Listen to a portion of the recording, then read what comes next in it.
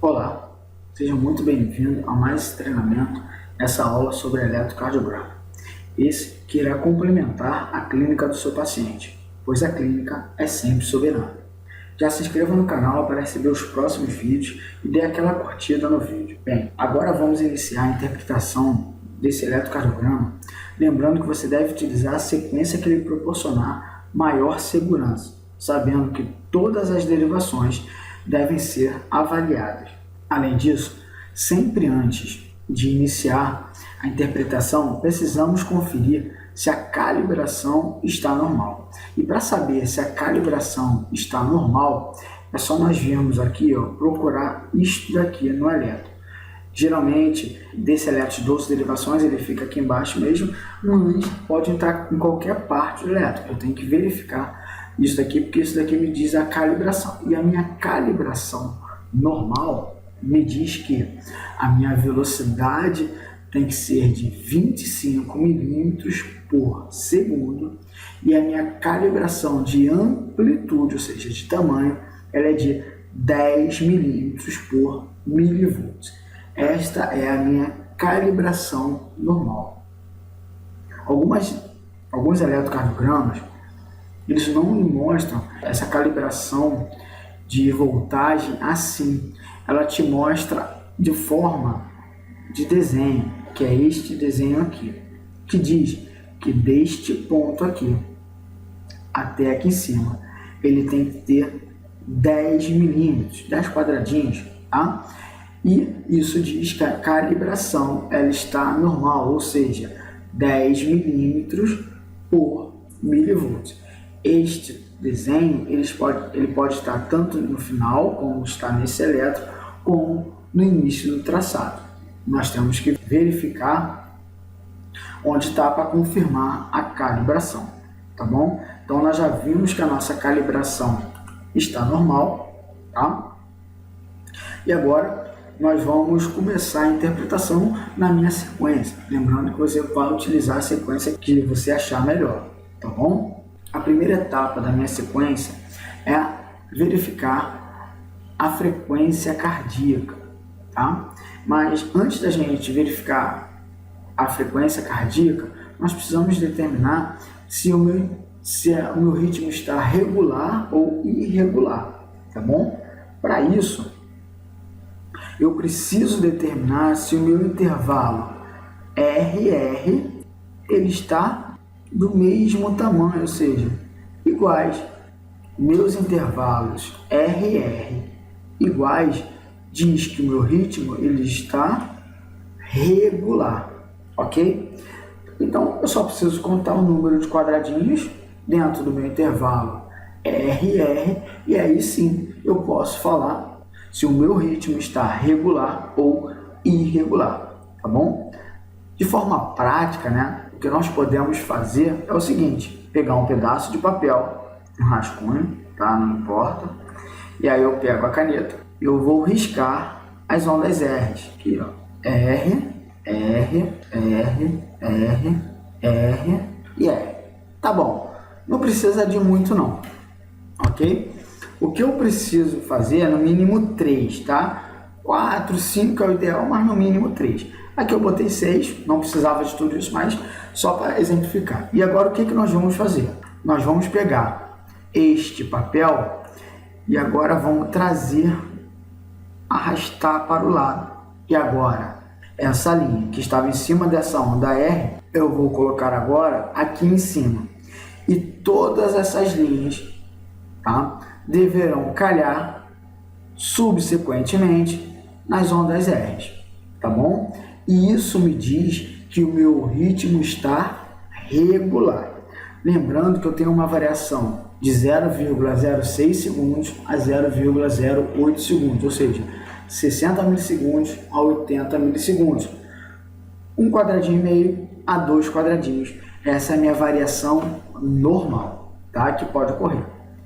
Ok? Então aqui nós já vimos que o nosso ritmo está regular. Bem, para determinar a frequência cardíaca do ritmo regular, o que eu posso ter duas formas, tá? O que eu posso ver é procurar uma onda R em cima de uma linha grossa. Tem aqui, ó, tá aqui, ó. E aí eu vejo a outra, Pode ser a posterior ou a anterior se está calhando também em cima de uma linha mais grossa. Bem, não está calhando em cima de uma linha grossa. Logo, eu não posso usar a divisão referente a 300.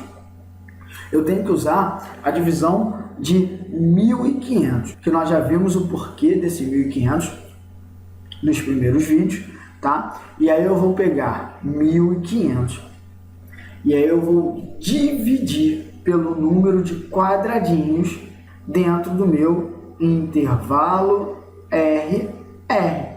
E aqui, ó, não está em cima da linha? Então eu peguei 1.500 e vou dividir por 5, 10 máximo. Por que 10?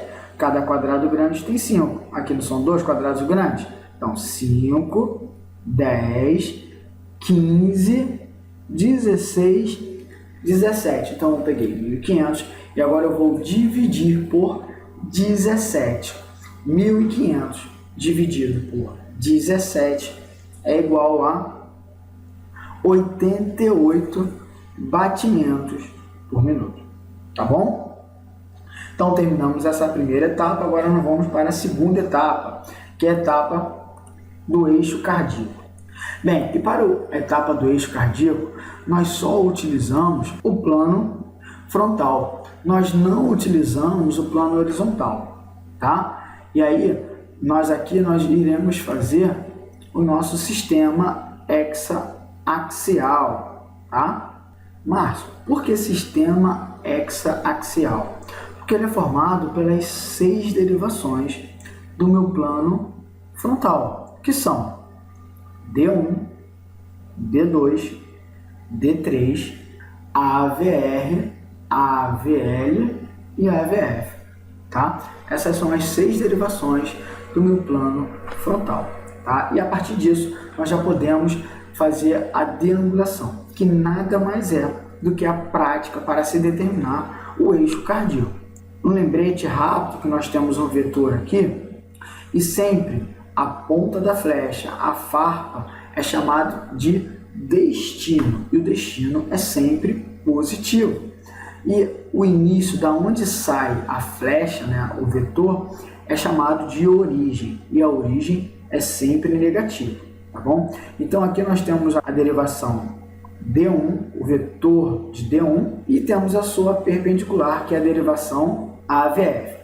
Então tudo de AVF para a esquerda, D1 vai ser positivo, porque eu estou vendo a ponta da flecha, a farpa chamado destino, que é sempre positivo.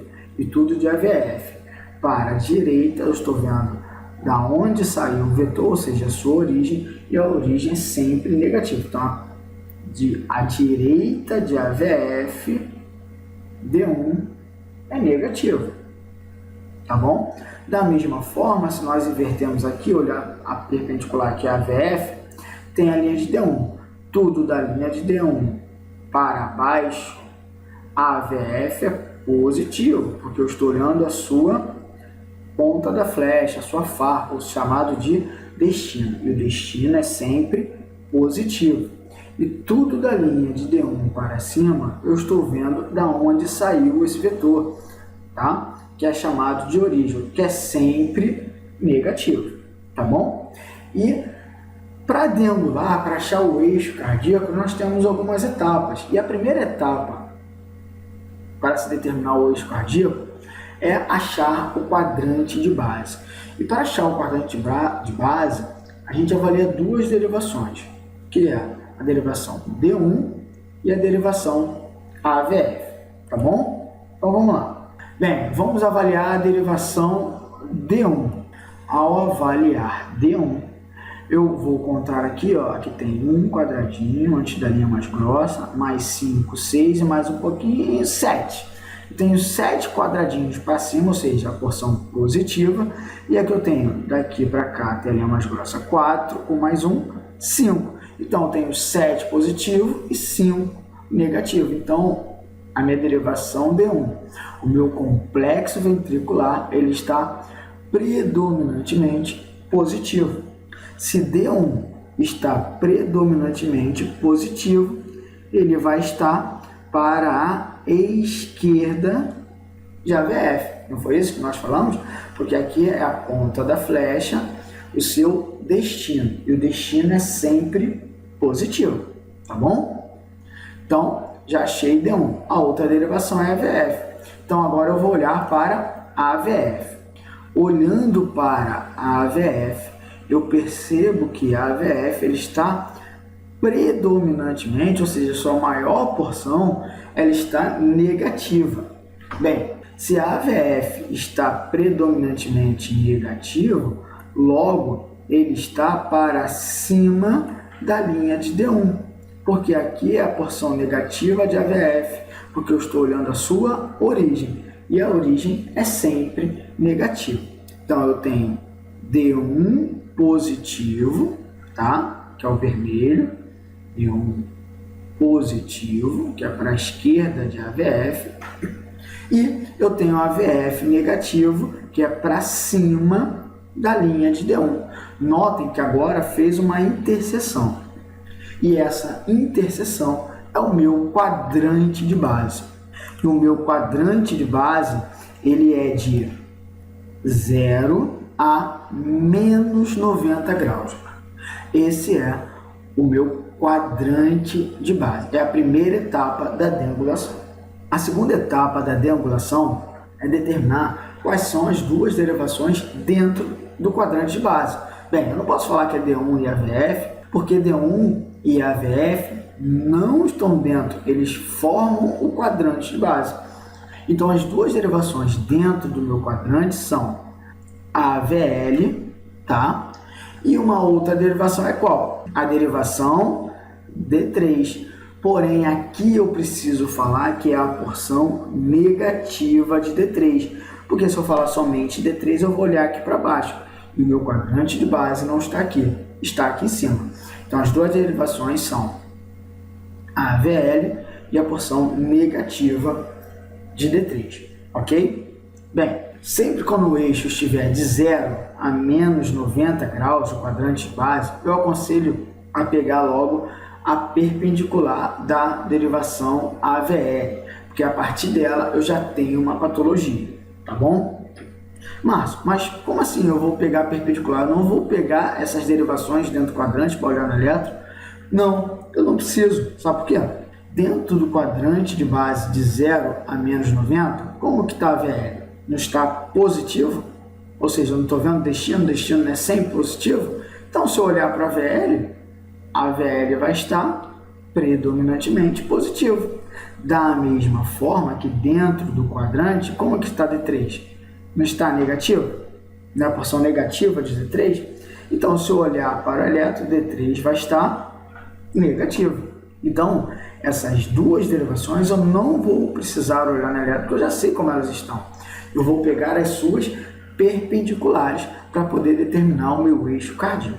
Então, vamos lá. Vamos começar com essa daqui. Aqui nós temos a derivação AVL e a sua perpendicular é a derivação D2. Tudo de AVL para baixo, D2 positivo. Estou vendo o destino. Tudo da linha de AVL para cima, D2 vai ser negativo, porque eu estou vendo a sua origem. Ok, então eu vou ver D2 no eletro. E ao olhar para D2 no eletro, eu percebo que D2 está predominantemente negativo, tá? D2 está predominantemente negativo, logo ele vai estar para cima da linha de AVL. Então eu vou riscar aqui a AVL para negativar D2.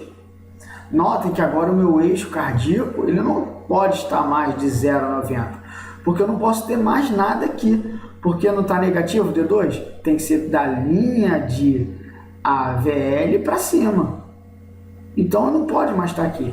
Então, o meu eixo cardíaco agora mudou. Agora, o meu eixo cardíaco está de menos 30 graus a menos 90 graus. Este é o meu novo eixo cardíaco. Márcio, terminou? Não, porque eu tenho que ter uma variação de 30 em 30 graus. Eu ainda tenho uma variação de 60 graus. O que eu vou fazer agora? Bem, agora eu vou pegar a perpendicular da outra derivação que está dentro do quadrante. A derivação dentro do quadrante é D3 e a sua perpendicular é a derivação AVR. E é AVR que eu vou olhar no elétron. E ao olhar para a derivação AVR, eu percebo que a AVR, a sua maior porção, ela está positiva. Então, a AVR está predominantemente positivo. Tudo da linha de D3 para baixo, a AVR é negativa. Tudo da linha de D3 para cá, para a direita, né? A AVR é positivo. Logo, se no elétron está positivo, está para a direita da linha de D3.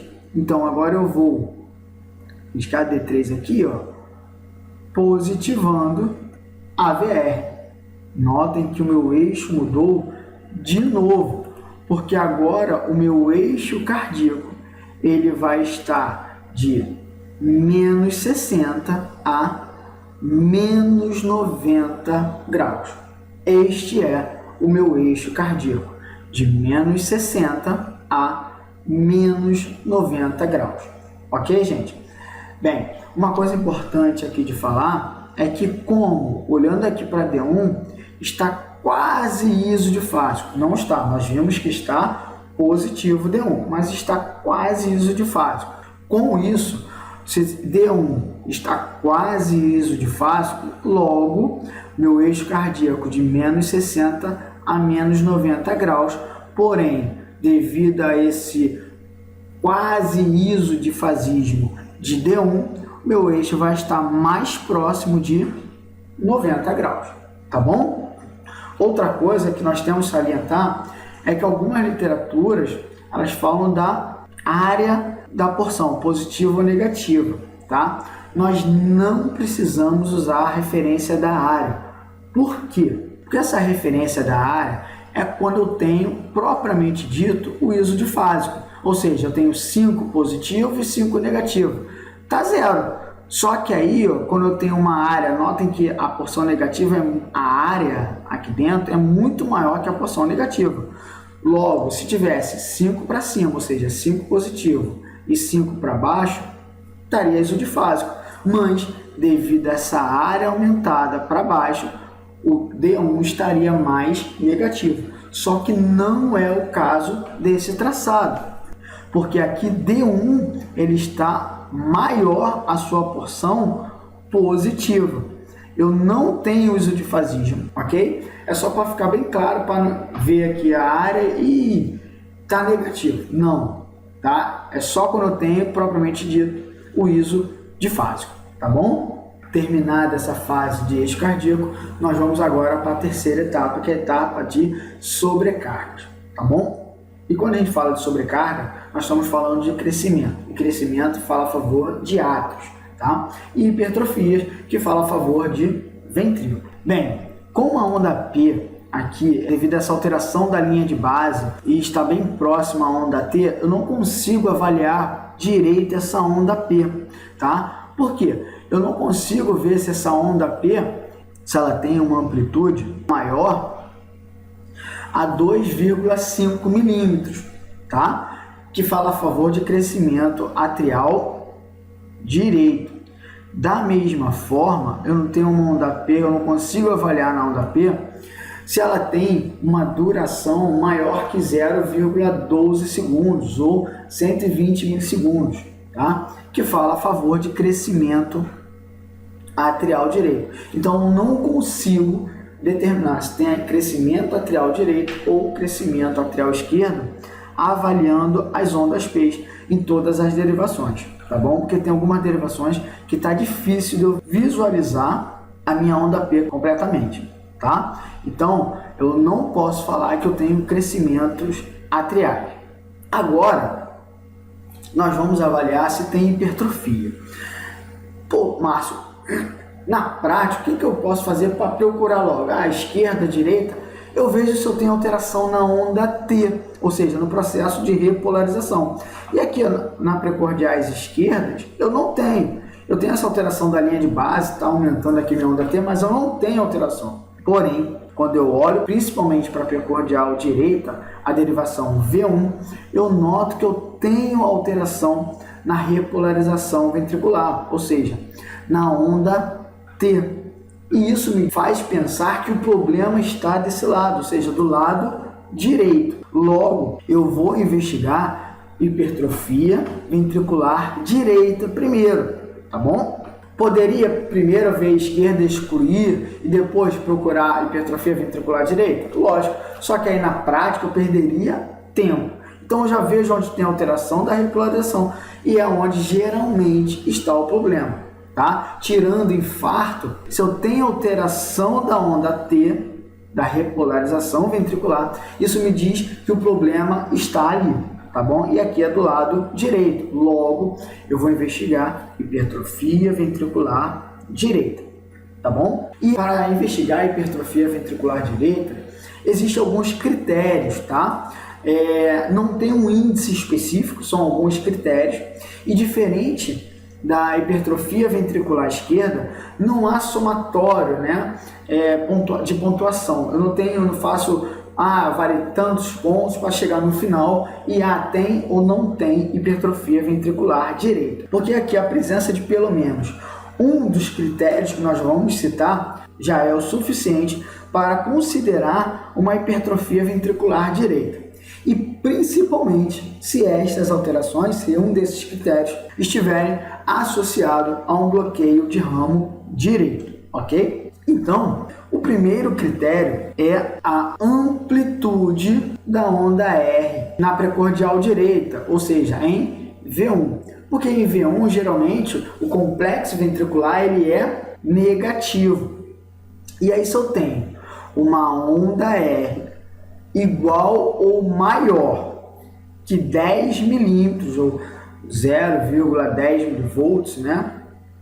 Como nós vimos no primeiro vídeo lá dos saberes do eletrocardiograma, nós vamos aqui utilizar milímetros para facilitar. Então, se eu tenho uma amplitude da minha onda R na minha precordial direita, ou seja, V1, igual ou maior a 10 milímetros, este critério ele é positivo, tá bom? Então, vamos ver aqui. Aqui eu tenho 5, 10, 13 milímetros. Tá? Já passou de 10. Então, esse critério ele já é positivo. E somente este critério já me diz que eu tenho uma hipertrofia ventricular direita. Sozinho já me falaria. Tá? Mas vamos ver os outros critérios. Um outro critério é aquela sobrecarga ventricular. Tá? É chamada sobrecarga ventricular de Cabreira, o padrão strain, porém agora do lado direito, né? Ele está aqui, ó, uma onda T negativa que pode ou não levar a um infradesnível. Aqui em precordial direita não tem infradesnível, mas aqui em V3 e V4 eu já tenho alteração desse desnível, tá? Então pode chegar geralmente de V1 a V2, mas pode chegar essa alteração até V4, tá? E eu tenho, sim. Então o padrão strain, que é referente a uma sobrecarga sistólica agora do ventrículo direito, ele está presente. Então já são dois critérios que falam a favor de hipertrofia ventricular direita, tá? Um outro critério seria o desvio do eixo para a direita. Aí varia de literatura, né? Algumas literaturas falam além de 90 graus, a que nós utilizamos é acima de 110 graus, porém, como nós ao analisarmos o eixo cardíaco, nós vimos que tem uma variação de 30 em 30 graus. Depois de 90 é só 120. Eu não consigo ver 110, 115, 113, não consigo avaliar isso. Dessa forma que a gente determina o eixo cardíaco. Logo, para a gente, seria a partir de 120 graus, o verdadeiro, entre aspas, desvio para a direita. Porém, nós já vimos que o nosso eixo cardíaco está para a esquerda, de menos 60 a menos 90 graus, tá? Então, esse critério é negativo, eu não tenho desvio para a direita. Porém, eu já tenho dois critérios que é positivo, eu já tenho hipertrofia ventricular direita, tá bom? Um outro critério é o TAV, né? Lembram do TAV, da hipertrofia ventricular esquerda que nós vimos? Agora é para a hipertrofia ventricular direita. O TAV nada mais é do que o tempo de ativação ventricular, tá? Que ele é medido do início do complexo ventricular até o topo da maior onda. E esse tempo de ativação ventricular, ele tem que ter a duração de 0,035 segundos, ou seja, não chega nem a um quadradinho, que é 0,04 segundos. E se a gente for medir, ó, começando aqui o meu complexo ventricular na metade desse quadradinho, olha onde está o topo da maior onda. Está aqui um pouquinho depois da linha mais grossa. Passaram-se 2 quadradinhos. Logo, o meu TAV, o tempo de ativação ventricular, ele está aumentado também. Tá bom? Então é mais um critério falando que eu tenho uma hipertrofia ventricular direita. Um outro critério que eu poderia ver é o que? A amplitude da onda P, né? É uma amplitude que falaria daquela P pulmonar, que é uma onda P maior que 2,5 mm, tá? Só que nós já vimos que a gente não consegue observar isso devido a essa alteração aqui na linha de base. Então, eu vou falar que está negativo este critério também. Porém, eu já tenho 3 critérios positivos. R aumentado, maior que 10 mm, padrão strain precordiais direitas e o TAV aumentado. O último critério, e na verdade não tem essa sequência para ser o último, eu deixei por último, que ele é bem importante, tá? Porque esse último critério que eu vou falar com vocês, ele é um sinal específico para quando nós analisarmos um ritmo que não tem onda P, para determinar se eu tenho um crescimento atrial direito, que é o sinal de Sode Palaris, tá? E esse sinal, a sua característica eletrocardiográfica é que na precordial direita eu tenho a morfologia do meu complexo ventricular de QR, tá? Essa morfologia QR, ela já me diz que eu posso ter um crescimento atrial direito. Ah, Márcio, mas por quê? Porque o início do meu vetor, na precordial direita, não tem que começar com essa onda aqui. Porém, aqui ele está iniciando com essa onda aqui. E aí um detalhe importante desse sinal é que só vai ser positivo na ausência de bloqueio de ramo esquerdo, Wolff-Parkinson-White e infarto agudo do miocárdio. Então, eliminando essas 3 patologias, se eu tiver essa morfologia QR na precordial direita, ou seja, na derivação V1, eu posso falar que esse paciente tem uma hipertrofia ventricular direita. Márcio, mas por que isso? Esse QR aqui me diz isso. Porque aqui na precordial direita, a morfologia normal é Rzinho, Szão, ou seja, mais negativo. E aqui ele está praticamente todo positivo, tendo seu início uma ondinha Q, que deveria ser um R. E por que mudou? Bem, com o aumento da massa ventricular direita, a projeção do primeiro vetor, que aqui deveria de ser positivo, ela foi alterada, invertendo essa projeção, levando agora a ter na precordial direita, ou seja, na derivação V1, em vez do início ser uma ondinha positiva, ou seja, uma onda R, agora eu tenho uma onda negativa chamada de Q. Então, devido a essa alteração da projeção do primeiro vetor, devido a essa hipertrofia ventricular direita, e para fazer isso, alterar a projeção do vetor, ele tem que ser uma hipertrofia severa, tá? E aí a gente consegue entender por que com esse sinal de Sode Palaris eu posso ter um crescimento atrial direito, tá? Por quê? Se eu tenho uma hipertrofia ventricular direita severa, eu tenho que aumentar minha força atrial para jogar o sangue do átrio para o ventrículo direito, que agora tem uma hipertrofia severa. Com esse aumento de força, eu teria então um crescimento atrial direito, tá? Então, quando eu tenho QR na precordial direita, na ausência de bloqueio de ramo esquerdo, Wolff-Parkinson-White e infarto agudo do miocárdio, eu posso dizer que eu tenho uma hipertrofia ventricular direita. Ah, Márcio, Tá infartando? Não, esse eletro aqui a gente não tá infartando, já vai ver as alterações. Wolff-Parkinson, não tem nada que fala a favor de Wolff-Parkinson-White. E também referente a bloqueio de ramo esquerdo. Eu sim, neste traçado, eu já não tenho onda alterada, negativa aqui, precordial direita, do lado direito. Meu complexo ventricular, ele não está alargado. Logo, eu já posso pensar, e aqui eu vou falar, que tem um bloqueio de ramo direito. Só que a gente vai ver isso quando a gente estiver falando de bloqueios, ok? Então, eu tenho aumento da minha onda R de V1 maior que 10 milímetros. Eu tenho sobrecarga ventricular, sobrecarga sistólica de Cabreira, representado no eletro pelo padrão strain nas precordiais direitas. Eu tenho presença de QR e eu tenho TAV aumentado. Além disso, eu tenho bloqueio de ramo direito, que a gente vai falar daqui a pouquinho, tá bom? Então, eu tenho, referente a sobrecargas, uma hipertrofia ventricular direita, e aí devido a esse QR aqui, que já foi falado, eu tenho uma hipertrofia ventricular direita severa, tá bom? Ok? Bem, então, acabamos essa etapa de sobrecargas, né, que é a terceira etapa. A gente vai passar agora para a quarta etapa, que é a etapa de arritmias.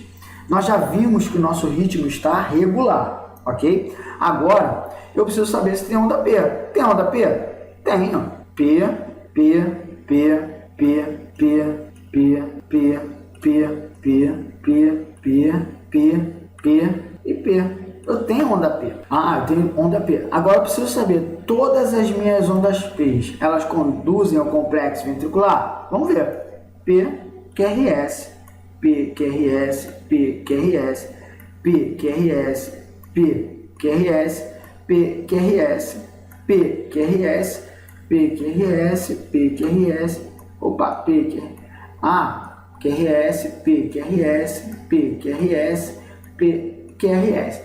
Então eu tenho onda P, meu ritmo está regular e todas as ondas P, ou seja, toda ativação atrial, conduz ao complexo QRS, ou seja, conduz a ativação até os ventrículos. Logo, eu posso falar que eu não tenho arritmias, seja elas sinusais, atriais, juncionais ou ventriculares, tá bom?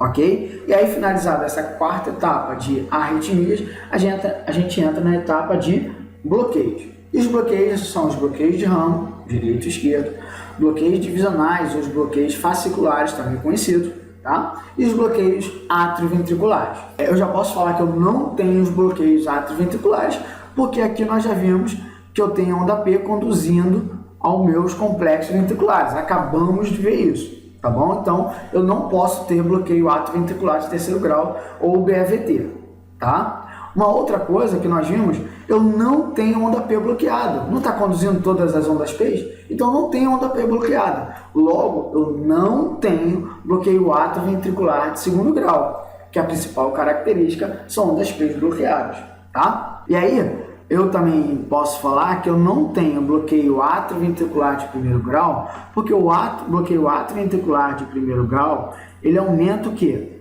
A duração do meu intervalo PR, que tem que ser de 0,12 segundos a 0,20 segundos, 120 milissegundos a 200 milissegundos, 3 quadradinhos a 5 quadradinhos, ou seja, um quadrado grande, tem que estar aqui dentro. E aqui, ó, terminou aqui e começou aqui. Olha a distância aqui. Ele está dentro de um quadrado grande. Não chega a 5 quadradinhos. Logo, eu não tenho bloqueio atrioventricular também de primeiro grau. Então, excluímos os bloqueios atrioventriculares. Vamos agora passar para o bloqueio de ramo, porque na etapa de sobrecarga, nós falamos que eu tenho um bloqueio de ramo direito, não é isso? Então, a principal característica do bloqueio de ramo é o alargamento do meu complexo ventricular. E sim, eu tenho alargamento aqui, eu tenho quase 4 quadradinhos, ou seja, quase 0,16 segundos. Eu tenho mais que 0,12 segundos, 120 milissegundos, que isso me diz que eu tenho um bloqueio completo, tá?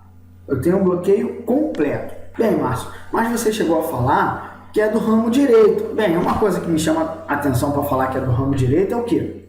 A onda T negativa do lado direito, tá? Então isso também me chama a atenção para falar do lado direito. E agora a gente fala, para determinar se é direito ou esquerda, o quê? A morfologia. Ah, Márcio, peraí. Não tem a morfologia, porque o bloqueio de ramo direito, ela tem aquela morfologia R, S, R'. E neste eletro aqui, eu não tenho essa alteração. O meu complexo ventricular morfologia na precordial direita é QR. Bem, só está com essa morfologia porque eu tenho aquela hipertrofia severa do ventrículo direito, que mudou a projeção dos vetores. E aí, eu deveria de ter aqui sim um RSR', só que devido a essa alteração, dessa projeção, o que acontece? O meu complexo ventricular, agora ele tem a morfologia aqui na precordial direita de QR. Para saber se é esquerda ou direito, também, eu sei que o bloqueio de ramo direito, ele altera o quê? O final. E olha só, a duração pequenininha, agora olha a duração daqui. Aumentou o início ou o final? O final. Aqui, ó, também, mas aqui, em vez de olhar para cá, para a precordial esquerda, eu posso olhar aqui para D1. Olha aqui, onde está mais largo? O início, nessa ondinha R, ou o final, nessa onda S alargada? O final, não é isso? Então, o que altera o final é o bloqueio de ramo direito. Mas, Márcio, não tem a morfologia R, S, R'. Não tem importância, porque nós vimos que eu tenho uma hipertrofia ventricular direita severa, que altera a projeção do vetor, tá? E aí eu tenho um bloqueio de ramo direito, devido a esse aumento da duração, maior que 0,12 segundos, então eu tenho um bloqueio completo do ramo direito, tá? Com morfologia de QR. Então é um bloqueio de ramo direito incomum, porque ele não tem aquela morfologia normal associada ao bloqueio de ramo direito. Então, referente ao bloqueio de ramo, sim, eu tenho bloqueio de ramo direito. É o bloqueio completo do ramo direito. Márcio, por que completo? Porque é maior que 0,12 segundos, 120 milissegundos ou 3 quadradinhos.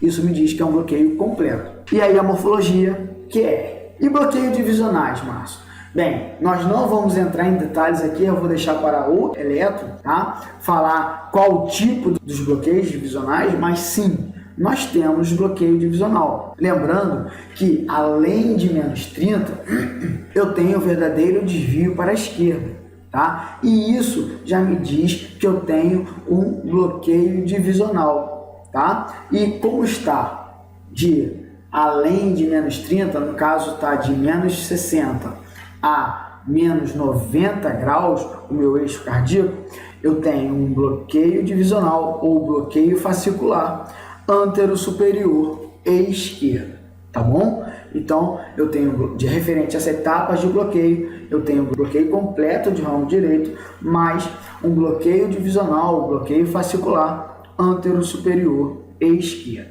tá bom? Então, finalizado essa quinta etapa, que é a etapa de bloqueio, a gente entra na sexta e última etapa da minha sequência de avaliar o eletro, que é referente à isquemia, ou seja, infarto, tá bom? Então, lembrando que as fases do infarto que eu tenho que procurar no eletro, que são isquemia, lesão e necrose, onde eu vou procurar as alterações, respectivamente, na onda T, no segmento ST e na onda Q, ok? Então, vamos lá. Onda T apiculada e simétrica. Bem, eu não tenho, então eu já posso falar que eu não tenho onda T isquêmica. Lesão, olhando o segmento ST, aqui eu não tenho alteração do segmento ST, mas aqui eu já tenho uma certa alteração de V3 e V4. Porém, provavelmente é referente àquela sobrecarga sistólica que está alterando tanto a onda T quanto o segmento ST, tá bom? Então eu não tenho nenhuma outra derivação uma alteração do segmento ST que fala a favor de infarto agudo do miocárdio, tá bom? A última fase, né, que é a necrose referente ao infarto, a gente avalia a onda Q. Bem, tem algumas derivações que eu tenho onda Q, porém essa onda aqui ela não ultrapassa um quadradinho, ela está dentro do tempo normal, que é 0,04 segundos, ou seja, está um pouquinho aumentado, mas ainda está dentro do limite dela, tá bom? E nós vimos que, como eu tenho essa hipertrofia ventricular direita, e eu sei que esse paciente não estava infartando, então essa aqui não está alargada, tá bom? É só aqui que eu tenho, está dentro do tamanho normal, então eu não posso falar que tem necrose nessa elétrica. Logo, essa sexta etapa referente a infarto, ela também está negativa. Tudo bem? Agora a gente entra na fase do laudo. Lembrando que o laudo quem dá é o médico. Enfermeiros e fisioterapeutas eles vão dar a impressão eletrocardiográfica. E o laudo, a impressão eletrocardiográfica deste traçado é de uma hipertrofia ventricular direita severa, mais um bloqueio completo do ramo direito, associado a um bloqueio divisional ou um bloqueio fascicular antero-superior esquerdo. Tá bom? Esse seria o laudo, a impressão eletrocardiográfica, ok? Então chegamos ao final de mais uma interpretação eletrocardiográfica. Obrigado por assistir o vídeo até o final. Se inscreva no canal para receber mais vídeos como esse, dê uma curtida aqui embaixo e favorite o vídeo. Se você achar que o conteúdo desse vídeo pode ajudar a um de seus amigos, compartilhe esse vídeo com ele. Eu sou o Márcio Araújo, enfermeiro cardiologista. Bons estudos, boas práticas e até a próxima.